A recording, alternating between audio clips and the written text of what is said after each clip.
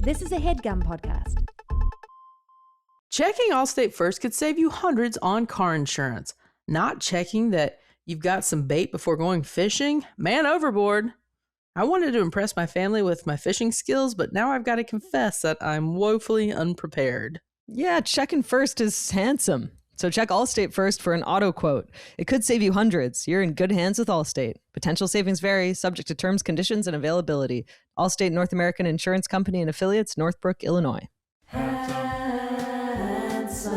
chatting with friends on the Handsome Pod. Chatting with friends on the Handsome Pod. Pretty little episode. Hey, it's your friend Tig Notaro on the handsome, pretty little episode. I'm sitting here with my co-host. Fortune Feimster, that's me. Hi, Fortune. It's me, Tig. Hi, Tig. I have some news for you. Wait, what? Well, Stephanie and I were invited to a party. Yeah? And we typically don't go to parties much. And I was taking my little nightly bubble bath. Oh, wait, a nightly one?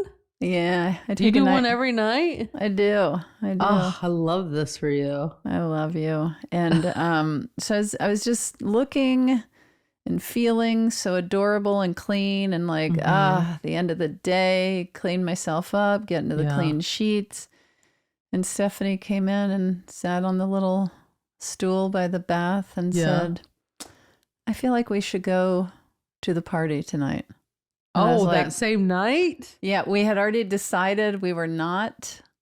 And that's tough to rally once you've had your nightly bubble bath. It was. Can I, before we get to the rest, can I ask how long are your nightly bubble baths usually? Oh, that's a good question, girl. I would say my nightly bubble baths are probably 20 to 30 minutes. Okay. Yeah. And you're not doing anything. You're just laying, or are you like looking at something? What do you mean? Reading your phone, or you're just being? I just am just in there, and I think about. It feels like a moment that I get excited that I can just go be alone and think about stuff. Right. You know. And what are you wearing? Nothing. Okay, so she goes, "We're gonna go to this party tonight." How? That would be that. I would be like, there's no way. I just watched Cooter. But here's the thing: is I also have to make sure it's clear.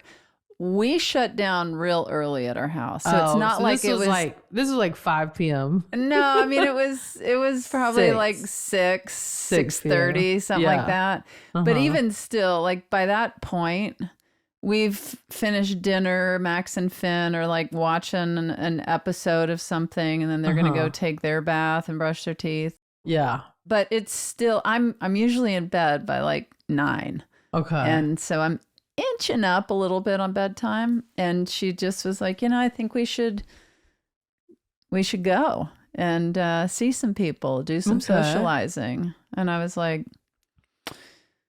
all right. So it was like a friend party. It wasn't like a Hollywood party. Oh, no. It was a friend party. And I can't imagine that she would ever come in and say we should go to, a red carpet event. Yeah, no. Because there were gonna be a lot of y'all's mutual friends were gonna be at this party. Yeah, just potentially some people we hadn't seen in a while. Who we really enjoy, and it's always nice to run into some people like that. And I was like, okay, I hear you. Yeah, could be good to go out, see some people. And so we did. We rallied at 6:30, and she called her dad to come watch the Cubs, and we went. And I have to say, I wasn't even planning on mentioning this, but not only did we see some old friends, I saw an ex-girlfriend of an old friend of mine. Okay. Who I hadn't seen in years. Mm-hmm. And she was so a part of my pre-sick days of 2012. Yeah. And for some reason, seeing her, it was such a like, God, I feel like I'm just in such a different place in my life. And I felt like I was, not that I wasn't open to her, but like, I don't know that I took her in the way that I did when I ran into her. Mhm. And I just loved talking to her. Oh, cool. And we just had Yeah. such a nice connecting moment. Yeah. And Stephanie also spent some time talking to her, and we both left the party going, she's awesome. Oh, I love that. I love those moments where you get to meet somebody a second time in life. Yeah.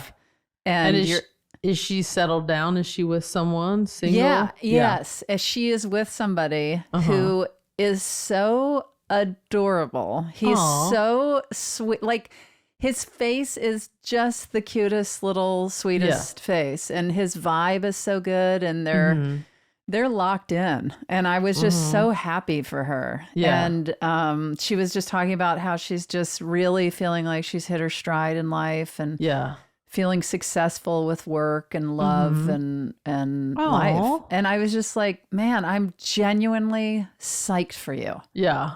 And I don't know, I felt like almost giddy about our run. I hadn't seen her in years. Yeah. That sounds like a good thing you got out of that tub. Yeah, I would say it was great to see all the other old pals, but that was a surprise curveball when she came walking around the corner, you know? I bet. It was a real Like blast, from the past. Yeah. Yeah, and just meeting each other again all these years later, like over a decade later, in different places in our lives. And she's like, how old are your kids? And I was like, oh, they're about to turn 10. She's like, what? That kind of thing where you're like, you have 10-year-olds? Anyway, so that was a different thing that happened. Gosh, I feel like I've been in LA 20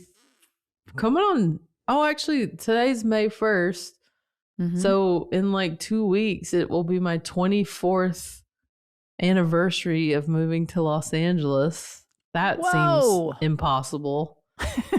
I mean, just can't believe that.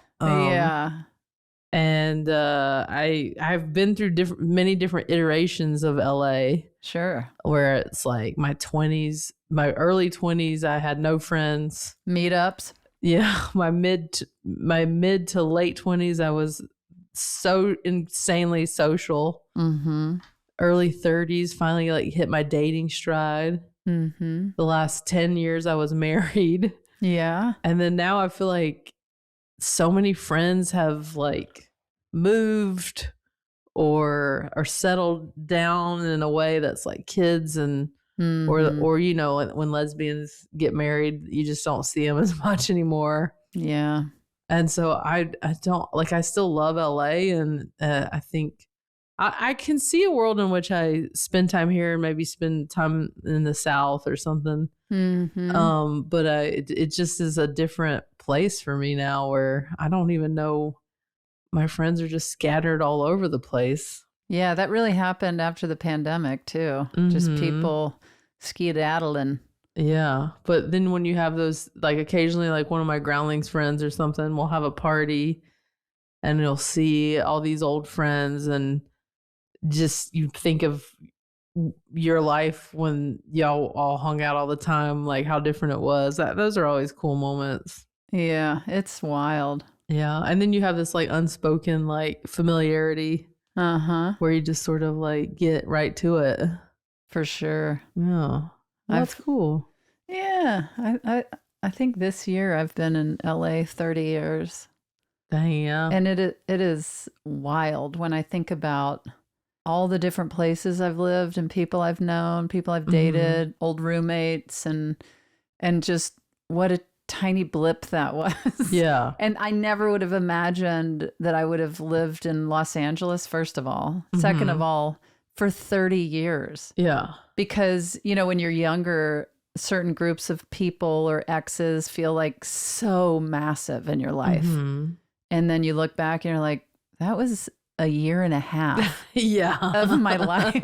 That was a blip. Yeah. Or I lived in that city for 2 years and or that dated that person for 6 months, but it just felt so massive at the time. And now I'm like 30 years in Los Angeles. Yeah. And yeah, it's time, right? Am I right? Time. Speaking of time, after time, it's time for questions. it really is. It is. It's time for questions. This is a pretty little episode, so we've got a couple to get into, and let's do it. Let's do it. Hello, my handsomes. This is JJ from San Francisco. I am a huge fan of the pod. I was wondering, what is one big red and green flag that you find in a partner? Let's say you're all single. This is a world where you're single and looking for a partner. What would be the biggest red flag that like gives you the ick, and the biggest green flag that, you know, gives you those little heart flutters?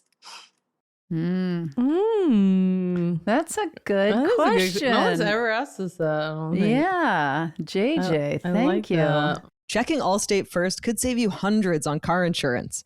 Not checking your luggage capacity before accepting gifts from fans? I miscalculated. I appreciate all the thoughtful presents, but now I need to find a way to ship this stuff back home, and it's very heavy. Yeah, checking first is handsome. So check Allstate first for an auto quote. It could save you hundreds. You're in good hands with Allstate. Potential savings vary, subject to terms, conditions, and availability. Allstate North American Insurance Company and affiliates, Northbrook, Illinois. This is the thing with our listeners chiming in. Always good ideas, thoughts, questions. You go, girl. Let's start with green flag.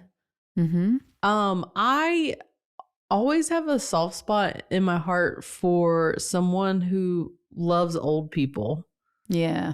And is really kind to old people. Like if you see someone who like that, when they see an old person, like an elderly person, they like get up from their seat and offer their seat to them, or they help them with the bag, or they like just take a little extra care with anyone elderly. That is a big green flag for me, because it just means they have empathy and have a like there's sort of an old fashionedness with that. And that's how I was, heavily influenced by my grandmother. So anybody who has that in them usually is my cup of tea. So that's a big green flag. And also just like someone who is willing to help, like make your life a little easier. Like you're doing things for them, but they're also doing things for you. It's a very give and take kind of situation where it's not one-sided. You just both are equally want to make things easier and better for each other for no other reason other than you love each other. Red flag would be, I don't do well with like mean-spiritedness in any You don't? way. Yeah. Oh, that's my green flag. Anybody that's just like mean for no reason, or just like a dick to people, that's obviously a big red flag. Yeah. And also like anybody that's like wants the doesn't want you to have a full life, like no, doesn't want you to have friends, doesn't want you to like do anything outside of them. Like I think I'm in a stage of my life where I'm valuing my independence more, even if where I just don't want to be like, you want to be close and with each other and spend time with each other, but you also, it's important to have your own life and like want them to have a life, like a relationship with their family, with their friends. Anybody that doesn't want you to have any of that, it's not, that's a red flag for sure. How about you, bud? Well, I gotta say, my green flag is I love laughing with somebody. I just love it. It's There is just nothing better to me when somebody just is so surprisingly funny in a moment that it like hits me from behind. Yeah. I just find it so connecting. Like those your guard is down and you're just having a good cackle. Yeah. I love that too. I love laughing with my with anyone, but I don't like the pressure of somebody feeling like they have to make me laugh. You know, that's kind of the worst feeling. Yeah. But that's where you find your groove with the right person, is like you just have a natural back and forth and you amuse each other. Yeah. And then I think a red flag for me is I don't like when people are heavy drinkers or messed up, just altered Like state. sloppiness. Yeah. I don't mind like somebody's having a drink or two every now and then, and but I can't do the boy babysitting situation. Right. Well, especially at this age. For sure. That would be a big red flag. Yeah. I can't do it. I don't like to feel like I'm, when I'm out to eat with somebody and you finished your meal and you're chatting and then they just keep ordering drinks. I've been in that situation. Yeah. Where I'm like, oh my God. Yeah. So I think those are my main, I could come up with plenty red and green flags, but I would say those are the main ones. Yeah. Those are good. Does JJ have any? If I know JJ, and I don't, I bet JJ has got probably some good ones. Yeah. Classic JJ. Classic JJ. I think for me, a big green flag is if I can put the person in any situation, like any social situation, and they just like vibe. Yes. And they're easy, to be around. Yes. Alternatively, a red flag would be if they make a lot of awkward comments and I get secondhand embarrassment. Would you, say that you met somebody that you were single and they had everything you wanted but weren't that funny. Well, would that be a deal breaker? Well, I don't even need somebody to be funny. Yeah. I just like laughing with people, and I've dated people that aren't like, ready for the stage or anything. Right. But they have a good sense of humor and like, get it. As long as they can get the joke. Yeah. As long as they get it or get the awkwardness or the funny thing or the just something where, it's just that vibe. I was also thinking a major green flag for me is when you like their friend group, because I've definitely been with some people where I've had to slog through dinners and social situations with their friend group. And I'm like, oh boy. This is tough. This is tough.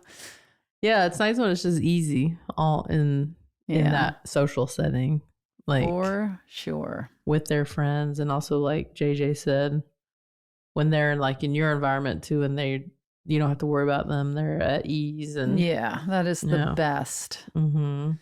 What else you got for us, handsome listeners? Hey, handsome. My name is Cammie, and your podcast got me through the third trimester of my pregnancy. My little one is now 10 weeks old, and as I'm stumbling through the early days of parenthood, the question I have been pondering and would like to ask y'all is, what aspect of being a kid do you never want to forget? And specifically for Tig, how does that show up in your parenting? What part of my childhood do I never want to forget? I never, ever want to forget the freedom that I felt in exploring nature. I mean, following creeks and just it's so free. And I mean, I know it's the full-on Huckleberry Tig in me, but like climbing trees, following creeks so far back into the woods, catching frogs, all of the very typical things that my childhood allowed me. I mean, I love that aspect of my childhood, and I think with it's interesting having raising children in Los Angeles, and you don't have necessarily that freedom or those creeks that you're following back into the woods. But whenever we're out as a family and my son Max is very into climbing trees, and I always, when we're on walks, point out really great tree climbing trees, you know, and I love taking them on hikes in the parks, and making sure that we're finding ways to be more in touch with nature that's not just playing baseball or soccer in a field, and which of course is great too. But when we go to Griffith Park, there's this little stream that is just full of crawdads. And I don't know if you've spent much time there, but I love going there and pointing those out because I used to collect those when I was little. I'd get into the water and bring a bucket. And so, I just try to make sure that they have an awareness outside of just playing in a park. Yeah. When you guys go to Colorado, are all of y'all more naturey, like out in the woods? And for sure. Yeah. We go find new hikes, and there's a lot of mountain biking. It's not like crazy on the edge of the mountain biking. Yeah. But and also kayaking and rafting down rivers, and whitewater rafting in groups. But it's really fun to just get together with we'll go out to Colorado with a group of friends and all do stuff together, and wildflowers, checking those out. It's really great. And I also love, like I've probably mentioned, I love mountain goats. Have I mentioned this? At one point you did. I love mountain goats so much, and just making sure my sons are keeping their eyes out for mountain goats. But I also like to, not that I really know how to survive in the wilderness, but I love the idea of, like, if something happens, guys, this is how you do it. This is where you would go for safety, and make sure you have, you're prepared with these kind of things. And that's kind of how I was as a kid in the woods. I was like pretending like if I had to spend a few days, how would I find shelter and what would I eat? And so I think they're both interested in that, but I think Max is way more drawn to that kind of huckleberry tigness that I had. I love that. Yeah. What about you? I try to hold on to the silliness of being a kid. Like I, can take things serious, obviously, and have earnest conversations, but I like to be goofy and silly, as you know. Sure. And I don't want to lose that. I think it's fun to have a playfulness even as an adult. Because otherwise everything is so serious and tough, and I like some of that lightness every now and then. That I think, what's wrong with keeping a little bit of that ridiculousness, that imagination, that playful part of your personality that was so prevalent when you were a kid. So yeah, I felt very connected to my childhood when I had a double mastectomy. And I was like a grown woman with a completely flat chest. I remember laughing with a friend, and I was looking down at my flat chest and being like, oh my God, I feel like I'm 8 years old right now. Yeah, I bet. But anyway, should we hear what Cammie has to say? Yeah. For me, it's that my feelings were so big, and I hated being told that I was quote unquote too sensitive. So as my little one gets bigger, I aspire to validate his feelings. And he is a triple water sign, so I'm sure there will be many feelings. May will explain what that means. All right, y'all. Thank you so much. I can't wait to hear your response. Love y'all. Bye. Love you dearly, not queerly. Oh, that's right. Yeah. Yeah. Probably some big feelings coming. Mm-hmm. But ain't nothing wrong with that. Am I right? That's right. Mm-hmm. That's right. Well, it was wonderful to see you as always, Fortune Feimster. Fortune Marie. You too, bud. What a treat. Yeah, please, if you haven't already, submit your questions and advice requests to speakpipe.com/handsomepod. Don't forget our live show in LA is in just a few days, May 4th. So Come on out. join us at the Wiltern in LA for Netflix is a Jokes festival. Yeah, we're going to have the cast of The Hunting Wives. The Hunting Wives. Mm-hmm. And if you want to see me on tour, go to tignotaro.com because I got a bunch of dates. Yeah, same. I'll be out there, especially you Europe folks. I'm coming at the end of this month, so get your tickets. Yeah, and until next time, Keep it pretty handsome. Checking Allstate first could save you hundreds on car insurance. Not checking if a coffee shop has your preferred type of milk before stopping in for a latte? My morning is in shambles. You know I'm an oat milk kind of gal, but now I'm sipping on something subpar. Yeah, checking first is handsome. So check Allstate first for an auto quote. It could save you hundreds. You're in good hands with Allstate. Potential savings vary, subject to terms, conditions, and availability. Allstate North American Insurance Company and affiliates, Northbrook, Illinois. That was a HeadGum podcast.